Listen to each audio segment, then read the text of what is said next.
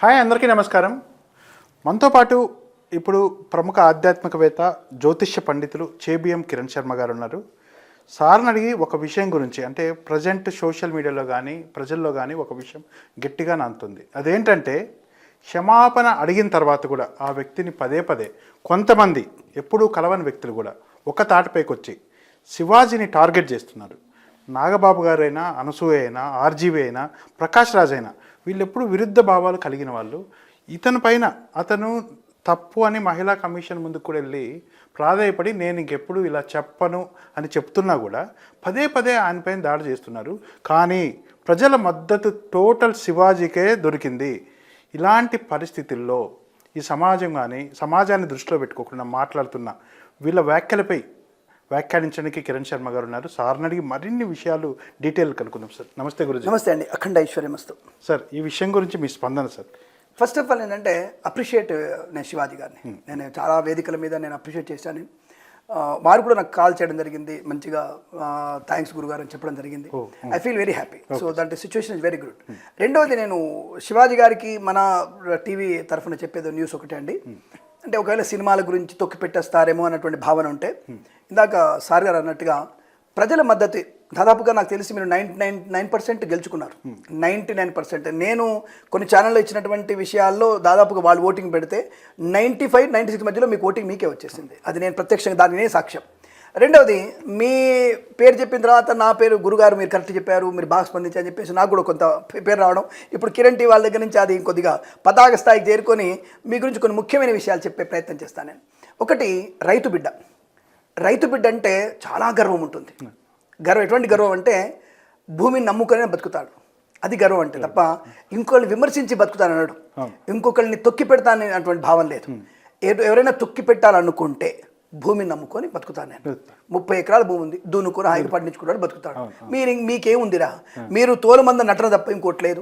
పాటలు పాడితే ఒకదానికి దిక్కు లేదు, ఒకదానికి అసభ్యమైనటువంటి వస్త్రాలలో ఒకదానికి ఇబ్బంది లేదు, ఇంకొకటికి ఇబ్బంది లేదు, ఇంకొకటికి ఇబ్బంది లేదు. అంటే ఇక్కడ చెప్పింది ఒక మాట దొరికినా సరే, నేను కూడా ఇప్పుడు ఒకదానికి ఉదాహరణకు అర్థం ఏంటంటే, ఎవరైతే చెడు వార్తల్ని ప్రసారం చేస్తారో, చెడు గురించి మాట్లాడుతున్నారో వారి గురించి మాత్రం అసభ్యం లేదా స్త్రీ అంటే నాకు చాలా గౌరవం. నాకు ఎందుకంటే నాకు తల్లి, చెల్లి, సోదరు, నా కూతురు, నా భార్య, నలుగురు నాకు సోదరులే, సోదరి మళ్ళీ ఆడవాళ్లే. నా చుట్టూ ప్రతి ఒక్క మగవాడు చుట్టూ ఆడవాళ్లే ఉంటారు. అటువంటి ఆడవాళ్ళని ఎక్కడైతే గౌరవిస్తామో అక్కడే మనకి పేరు ప్రఖ్యాతులు ఉంటాయి, పరిణితి కూడా ఉంటుంది. నేను ఎందుకు కొన్ని పదాలు తప్పుగా మాట్లాడుతానంటే, ఎవరైతే అసభ్యమైనటువంటి సమాజం గురించి మాత్రమే మా డ్రెస్సు, మా శరీరము, మా అవయవాలు అనుకున్నటువంటి వ్యక్తిత్వం ఉందో వాళ్ళ గురించి నేను చెడ్డగా మాట్లాడుతున్నాను. ఇది సనాతన ధర్మానికి వ్యతిరేకం. పోనీ ఇంకో మతంలో చూపించండి, నాకు ఇంకో మతంలో నాకు ఇటువంటి చూపించండి. వాళ్ళకు ఉండేటువంటి మతాచారాలే కదా, ఎందుకు నిండా కప్పుకొని ఉంటున్నారు వాళ్ళు. నేను ఓడిపుకొని తిరిగా, నిన్ను ఎందుకు ఇప్పుకొని తిరుగుతున్నావు నువ్వు. పోని రెండవది ముఖ్యమైన విషయం నాకు అర్థం కాదు, వీళ్ళు ఏదో సుమోటోగా తీసుకొని చెప్తున్నారు నాకు, రైట్, నో ప్రాబ్లం. అంతకుముందు ఒక టీవీ ఛానల్ మనం కూడా ఇన్ఫర్మేషన్ ఇచ్చాను నేను. ఇక్కడ ఒక పదం మాత్రమే అన్పార్లమెంటేరియన్, 2 పదాలు చెప్పాడు ఆయన పాపం. నేను కూడా మొన్నటిదాకా 2 పదాలు అని చెప్తున్నాను నేను, కాదు, ఓన్లీ 1 వర్డే. ముండలు అనేటువంటి వర్డ్ వచ్చింది, అదొక్కటే అన్పార్లమెంటరీ వర్డ్. సామాన్లు బయటపడుతున్నాయి, ఇది నథింగ్ బట్ పార్లమెంట్, అన్పార్లమెంట్ వర్డ్ కాదే. ఎందుకు కాదు సార్, మీరు ఎలా చెప్తున్నారు అన్పార్లమెంటరీ వర్డ్ కాదు? మీరు అడుగొచ్చున్నాను. మరి సినిమా పాటలలో ఇటువంటి పదాలు చాలా ఉన్నాయిగా. ప్రతి ఇంటి ముంగిట ప్రతి గురువారము, సంథింగ్ ఆదివారం ఉన్నటువంటి జబర్దస్త్ అనే టీవీలలో ఇచ్చినటువంటి బూత్ డైలాగులు ఎన్నో ఉన్నాయిగా. అదే కదా, ఇప్పుడు ఎవరైతే మాట్లాడారో వాళ్ళ సమక్షంలోనే అవన్నీ జరుగుతున్నాయి. అటువంటి బూత్ డైలాగ్ జరుగుతున్నాయి. అవునా, సెన్సార్ ఎందుకు కట్ చేయలేదు? ఎందుకు సెన్సార్ అయినా ఆ మాట కట్ చేయలేదంటే అన్పార్లమెంట్ కాదుగా, అంతే కదా. ఇప్పుడు సెన్సార్ సినిమాలో కట్ చేయాలి, అన్పార్లమెంట్ అయితే చేయాలి. అవును. సో కట్ చేయలేదు కాబట్టి శివాజీ గారు మాట్లాడిన ఒక మాట, సామాన్లు బయటపడతారు విషయం మాట తప్పు మాట కాదు, ఇది క్లారిటీ. ఇది నేను 100% ఇప్పుడు చెప్తాను మళ్ళీ మీకు. అవును, సామాన్లే, మీరు తప్పుగా మాట్లాడితే తప్పుగా తీసుకోండి, ఒప్పు తీసుకోండి. ఏదైనా సరే మీ ప్రవర్తన బట్టే ఉంటుంది. కాబట్టి ఆయన ఒక్కటే మాట, ముండలు అనే మాట దానికి క్షమాపణ చెప్పాడు, రైట్. ఇంకొక విషయం చెప్పాను నేను. ఒక వ్యక్తి వెళ్తున్నాడు అండి, రేపిస్టులు ఎంతమంది ఉన్నారు? 6 ఏళ్ల పిల్ల గురించి రేప్ చేసిన వాడిని ఇప్పుడు బెయిల్ మీద బయట తిరుగుతున్నాడు. 75 ఏళ్ల ముసలామని రేప్ చేసిన వాడు బయట తిరుగుతున్నాడు. బంగ్లాదేశ్లో కనీసము ఒక కూతురు, చిన్న కూతురు ఉంది వాడికి, ఒక మంచి భార్య, ఒక తండ్రి, ముసలి తండ్రి వ్యక్తిని కాల్చి కొట్టి చంపిన వాడి మీద మీరు కనీసం ఇంగిత జ్ఞానం లేకుండా మీరు మాట్లాడరా? మీరు ఇటువంటి విషయం గురించి మాట్లాడతారా మీరు? ఇదా మీరు మాట్లాడేది? మీరు అన్నం తింటున్నారేమన్నా? కనీసం దీని గురించి విమర్శ చేసే వాళ్ళు మాట్లాడే మాటలు ఇవేనా? ఒక బుద్ధి జ్ఞానం వరకు ఉంటుందా? నాకు అర్థం కాలేదు ఈ విషయంలో. అంటే బంగ్లాదేశ్లో చనిపోయినటువంటి వ్యక్తి అసలు ఎటువంటి వ్యక్తి, ఏమన్నాడు వాడు? దాని ఎవరన్నా ఈ ప్రకాష్ రాజో, అన్క్రాస్ రాజో, అన్క్రాస్ రాజు, ప్రకాష్ రాజు, ఏ రాజు ఎవడో నాకు సంబంధం లేదు. ఒక సనాతన భారతీయ బోర్డుగా అని చెప్పేసి కొట్టుకున్నటువంటి సోదరుడు కూడా దీంట్లో ఉన్నాడు. మాట్లాడుతుంటే నాకు అసహ్యం అనిపించింది. అదే అవును. అరే సనాతన ధర్మంలో బోర్డు మీద ఉన్నటువంటి వ్యక్తి ఈ విషయంలో ఆ సోదరుడై ఉండి ఒక విదేశాలు చేసుకుని విదేశీయురాయిని స్వదేశంలో కలిపి తన ధర్మాన్ని పాటింపజేస్తున్నటువంటి ఇంట్లో ఉన్నటువంటి వ్యక్తి పోయి తప్పుగా వ్యక్తులకి మీరు ఎలా ఇస్తున్నారు? రెండవది, ఈ విషయంలో మీకు ఎవరిని కూడా చిన్మయనో లేదా అనసూయనో నాకు తెలియదు ఆ విషయం, వాళ్ళని ఉద్దేశించి అయితే శివాజీ గారు అనలేదు కదా. మరి ఎందుకు గుమ్మడికాయలు దొంగ అంటే మీరేం దొరుకుతున్నారు? రెండవది, ఇప్పుడు కమిషన్లోకి వెళ్ళారు, ఆయన ఏం చెప్పాడు? క్షమాపణ పత్రం రాశాడు. దానికంటే ముందు ఈ క్షమాపణ పత్రం రాయకంటే ముందు ఆయన ఆల్రెడీ టీవీల ముందు అనేక టీవీల ముందు నన్ను క్షమాపణ అడుగుతానని చెప్పి డైరెక్ట్ చెప్పాడు. అంతకంటే ఎక్కువ పేపర్ మీద ఇచ్చింది కావాలా? అయిపోయిన తర్వాత కూడా ఇంకా వ్యాఖ్యానించడం. ప్లస్ ఆ విదేశాల్లో నా అన్వేషణ అని ఒకడు ఉన్నాడు, వాడైతే మరి వాడు ఇతన్ని విమర్శిస్తూనే అతను ఇంకా బార్డర్ క్రాస్ చేసి మాట్లాడాడు. ఒకటి ఒక లకారంతో మాట్లాడాడు, హిందూ ధర్మాన్ని ఇచ్చేసాడు. ఒకటి ఏంటంటే పాపం వాడి తల్లిని మనం తప్పుగా మాట్లాడాల్సిన అవసరం వస్తుంది కాబట్టి మాట్లాడద్దు, ఎందుకంటే మహాపతివ్రత కాబట్టి. ఆవిడ గురించి నెగిటివ్గా మాట్లాడే ఉద్దేశం నాకు లేదు. ఎందుకంటే ఒక దేవతలకి రాక్షసులు కూడా పుడతారు కదా. కాబట్టి ఇప్పుడు రావణాసురుడు, కుంభకర్ణుడు ఒక రాక్షసులే, కానీ వాళ్ళతో పాటు భీష్ముడు పుట్టాడుగా.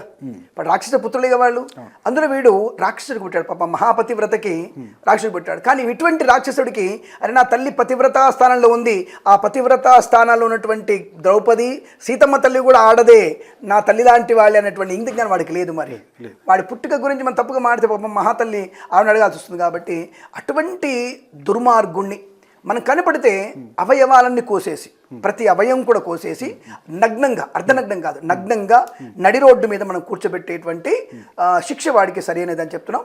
ఇది ఒకవేళ కాకపోయినా ఎప్పుడైతే నా సీతమ్మ తల్లిని, ద్రౌపది అమ్మవారిని ఎప్పుడైతే నువ్వు తప్పుగా మాట్లాడావో, ఇక్కడ వేరే వాళ్ళని లకారంతో నువ్వు మాట్లాడావో, అటువంటి నువ్వు అంటే నానా జాతరకు వెళ్తాడు వీడు. అంటే దాదాపుగా అనేక దేశాలు తిరిగాడు కదా, ఒక్కొక్క దేశంలో ఒక్కొక్క తిండి తింటాడు.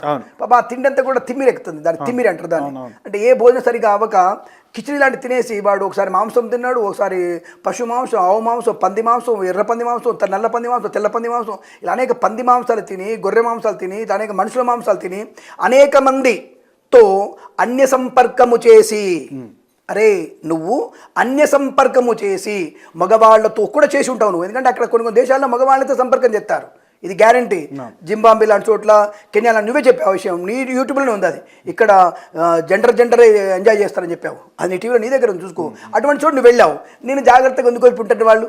చూడడానికి బక్కగా ఉన్నావు, తెల్లగానే ఉన్నావు, ఎందుకు వదిలిపెడతాడు వాడు నిన్ను? కంపల్సరీగా మగవాళ్ళు కూడా అనుభవించే ఉంటారుగా. ఇటువంటి సంపర్కము చేత వాడి మెదడు పాపం కొద్దిగా ఇబ్బంది పడి ఉంటుంది.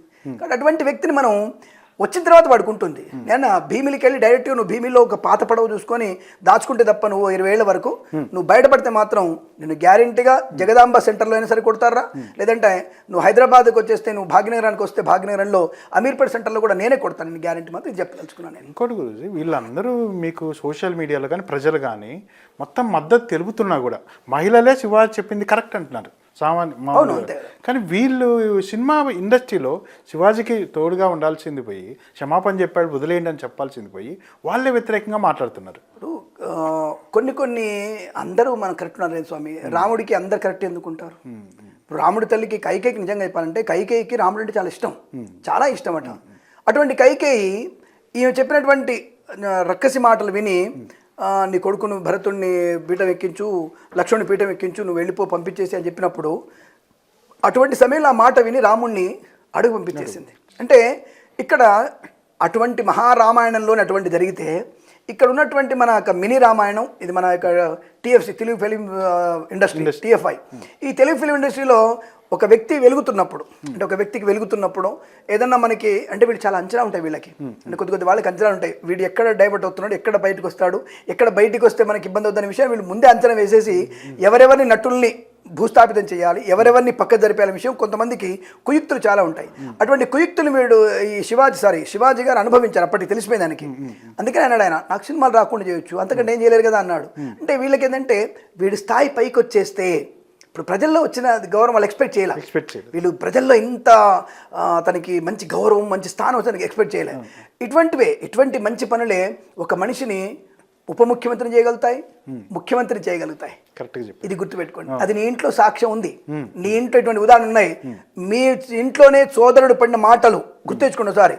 కొడకల్లారా తాట తీస్తా, నేను గెలుస్తా, మీ తాట తీస్తా అన్నటువంటి మాటలు మేము కూడా విన్నాం స్వామి. అవన్నీ గుర్తుపెట్టుకోండి. మీరు అటువంటి వ్యక్తులు ఉప ముఖ్యమంత్రి గారు ఇప్పుడు ఇట్లాంటి చిన్న చిన్న స్థాయి నుంచి మెల్లమెల్లగా పెరుగుతూ మేబీ శివాజీ గారు ముఖ్యమంత్రి అవుతారేమో అన్న భయం కూడా ఉండవచ్చుగాక నేను అనుకుంటున్నా. ఇప్పుడు ఎందుకో ప్రజల మద్దతు ఉంది కదా.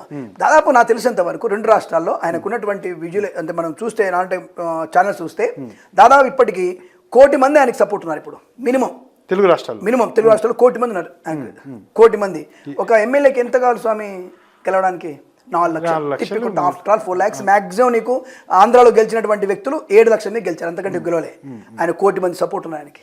మేబీ ఇండిపెండెంట్ నిలబడ్డా సరే ఆయన ఒక ఎంపీగా పోటీ చేస్తే మేబీ గెలిచే అవకాశం ఖచ్చితంగా ఉంటుంది. కాబట్టి నేను అనేది రెచ్చగొడుతున్నాను కాదు, మేబీ ఆ స్థాయి తనకి ప్రజల నుంచి మద్దతు వచ్చే అవకాశం ఉంది. ఆ మద్దతు వల్ల ప్రమాదం జరుగుతున్నటువంటి ఈ యొక్క క్రాసులు అందరూ ఉన్నారు కదా, వాళ్ళందరూ భయపడి ఏదైనా వెనక కుట్ర పని ఉండవచ్చు నేను అనుకుంటున్నాను. కాబట్టి మనకు అంతకంటే ఎక్కువ తెలియదు కాబట్టి ఎక్కువ మనం దాని గురించి ప్రస్తావన తీసుకురాకూడదు. ఇంతవరకే మనం అన్వేష్ గారి గురించి క్లారిటీ, నువ్వు గ్యారంటీ తొందరడం ఖాయం, లేదంటే నువ్వు విదేశాలను సెటిల్ అయిపో, ఎవరో మగోని చేసేసుకొని అక్కడ సెటిల్ అయిపో, కెన్యాలోనో జాంబియాలోనో సెటిల్ అయిపో, ఇక్కడికి రాకు దయచేసి. వచ్చినా నువ్వు భీమిలికి వెళ్ళి ఒక నాటు పడవ తీసుకొని సముద్రంలో ఉండి 20 ఏళ్ళు బయటికి రాకు. ఈ 2 స్థలాలు నావి, గుర్తుపెట్టుకో. ఇక మిగతా వాళ్ళకంటారా ఈ క్రాసులకి వీళ్ళందరికీ నేను అసలు సమాధానం చెప్పి ప్రకాష్ రాజ్ అంటాడు, రామ్ గోపాల్ అంటాడు. అసలు ఆడవాళ్ళ తొడల మీద మందు పోసి మద్యం తాగేటువంటి వాళ్ళు వాళ్ళ గురించి మాట్లాడుతున్నాను స్వామి. గిల్లిస్తే గిచ్చుకో అనేటువంటి వీళ్ళని నేను కేర్ చేయను. అసలు ఆడదాని విషయంలో ఎవరు గౌరవం ఇచ్చారనే విషయం క్వశ్చన్ చేసిన వీళ్ళకి నీ కూతురు వయసు చిన్నదాన్ని పెళ్లి చేసుకొని ఎక్కువ మాట్లాడుతూ నీ కూతురు వయసులో చిన్నవాళ్ళని చూసుకుంటూ నువ్వు కాలు నాకుతో బూట్ నాకుతో నువ్వు మాకు నీతో చెప్తేటను సనాతన ధర్మానికి వ్యతిరేకం. ఇది మోడర్న్ అనుకుంటున్నావు, అది నీ ఇష్టం, మాకు అభ్యంతరం లేదు. నీ మోడర్న్ బతుకున్నది యాక్సెప్టెడ్, నీ కర్మ నువ్వేం చేసుకోవాలి, నీ తల్లికి నీ చెల్లికి ప్రాబ్లం మాకు కాదుగా. కానీ సనాతన ధర్మాన్ని అనేటువంటి తెరబెట్టుకొని వచ్చేసి మీరు ధర్మం అంటారు, ఇక్కడ ఆడవాళ్ళకి గౌరవం ఇచ్చినారు, RSSలో ఎక్కడ గౌరవం ఉంది, ఇవన్నీ పొల్లు మాటలు మాట్లాడకండి. అక్కడ స్త్రీకి ఎంత గౌరవం ఉంటుందో మాకు బాగా తెలుసు. మా గురించి మీరు వేలెత్తి చూపించేటువంటి స్థాయిలో మేము లేవు. నువ్వు సూడోనాస్తికుడువా, ఇతర మతాలకు నువ్వు సపోర్ట్ చేస్తావు, మాకు అనవసరం. సనాధర్మం వైపు రాకండి. దాని గురించి మీరు బాగా జాగ్రత్తగా మాట్లాడితే చాలా మంచిది. అలాగే గరికపాటి వారి గురించి కూడా ఎవడో కొద్దిగా పొల్లు మాట మాట్లాడాడు. సో ఇవన్నీ కూడా ఆయన ఉండేటువంటి గ్రంథం, అది మహాభారత గ్రంథం లాంటి వాడు గరికపాటి వారు. అటువంటి వాళ్ళని ఆయన బొటనవేలు మీద కుడికాలు బొటనవేలు మీద వెంట్రుక వాల్యూ లేనటువంటి వ్యక్తులు మాట్లాడితే దాని గురించి మనం పట్టించుకునే అవకాశం లేదు. బట్ ఒకటి, మొరిగే కుక్కలకి మనం సమాధానం తప్పకుండా చెప్పాలి. చెప్పకపోతే కష్టం. ఇప్పుడు సుప్రీంకోర్టు హైకోర్టు ఆర్డర్ ఇచ్చింది, వీధి కుక్కల్ని నియంత్రించండి అంటే అర్థం ఏమిటి? అవి కరిస్తే దానికి రెబిన్ వ్యాధి వేసుకోవాలి, రేబీస్ వ్యాధి వస్తుంది కాబట్టి. అలాగే ఇటువంటి మొరిగే కుక్కలు కొన్ని ఉంటే ధర్మానికి వ్యాధి వస్తుంది, నాశన ధర్మానికి వ్యాధి వస్తుంది. కాబట్టి ఇటువంటి కుక్కల్ని మనం తప్పకుండా తరిమి కొట్టకపోతే కష్టము. దాంట్లో నేను కూడా ఒక పార్ట్ అయినందుకు, మీ ఛానల్ వాళ్ళ ద్వారా నాకు అవకాశం ఇచ్చినందుకు I'm very thankful to. But my support totally Shivaji గారికి ఇస్తున్న విషయాన్ని ఎప్పుడో చెప్పాను. ఎప్పటికైనా వారికి శివాజీ గారికి నా సపోర్ట్ ఉంటుంది. అర్ధనగ్నంగా తిరుగుతున్న ఏ యువతికి కూడా సమంజసమైంది కాదు, ఇలా ఉండకూడదు. That's all. అదంతే, అది మా అభిప్రాయం. నువ్వు తిరుగుతావా నీ ఇష్టం, తిరిగిన తర్వాత నీకు వచ్చేటువంటి ప్రాబ్లం నీ ఇష్టం, అది మాకు సంబంధం లేదు. అది నా కొడుకైనా అదే తప్పు పని చేయొచ్చు, నా మరిదైనా తప్పు చేయొచ్చు, నా బావమరిదైనా తప్పు చేయొచ్చు. That is not responsibility. దానికి కోర్టు వచ్చి ఏం చేయలేదు. ఒకసారి నీకు మానభంగం అయిపోతే ఇంక చేసేదే ఉంది కోర్టు. మా అంటే వాడికి 10,000 రూపాయలు శిక్ష వేస్తుంది, మా అంటే 7 ఏళ్ళు జైలు శిక్ష ఇస్తుంది, అంతేగా.